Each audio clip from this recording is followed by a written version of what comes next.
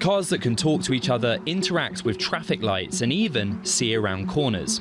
The advent of 5G could make these real, bringing the faster speeds and greater bandwidth needed for smart traffic systems and truly autonomous vehicles. But it's not the only option for connecting cars. It's up against a more established Wi-Fi-based technology. There's a debate about which is better. The choice is between the existing Wi-Fi standard called DSRC, or Dedicated Short-Range Communications, or CV2X, Cellular Vehicle to Everything, that would eventually use 5G networks. China was first to make a decision favoring cellular technology for its cars. With recent developments in 5G, that could be handing China an early lead.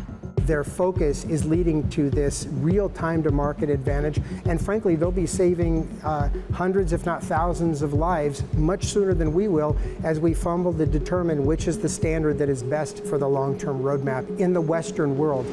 In October, China mandated the use of CV2X and gave it a dedicated band of spectrum. In the US and Europe, the spectrum issue is unresolved, and there's a split on which technology to use. Settling the standard matters. If the federal government mandated a technology today, it's estimated up to 8.1 million car crashes and 44,000 deaths could be prevented. So how are the technologies different?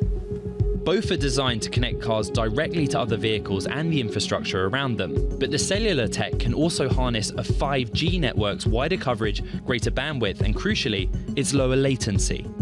That 1 millisecond delay of latency in 5G to let your car know that there's a car coming around the corner that you can't see is going to be critically important. Today with 4G, that might be 10 or 20 or 30 milliseconds. It'll be crucially important to the safety levels. The Wi-Fi-based standard also has low latency, and backers like chipmaker NXP argue that it's a better option because the technology is mature and ready for deployment now. But supporters of the cellular tech say it has superior range and is more secure.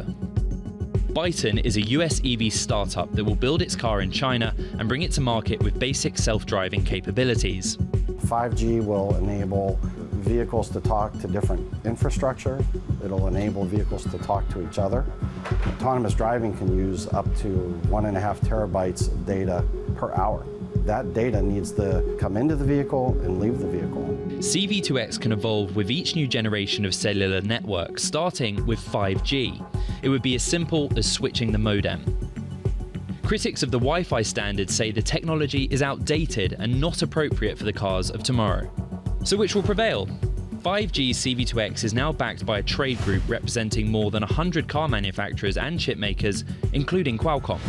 Vehicles are becoming more and more autonomous, relying upon cameras and sensors.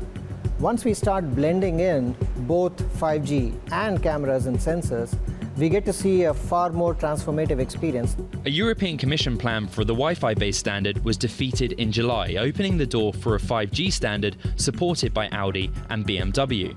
In the US, the Trump administration has put off making a decision. But Ford isn't waiting for Washington. In January, the car maker committed to deploying CV2X in its cars from 2022. Currently, General Motors is the only US car maker promoting the older Wi-Fi standard. Bloomberg New Energy Finance says in the long term, the US, Korea and Japan will adopt the cellular option as they aggressively deploy 5G networks. For now, the Western world's left it to automakers to fight it out over which standard to adopt. Ed Ludlow, Bloomberg News, San Francisco.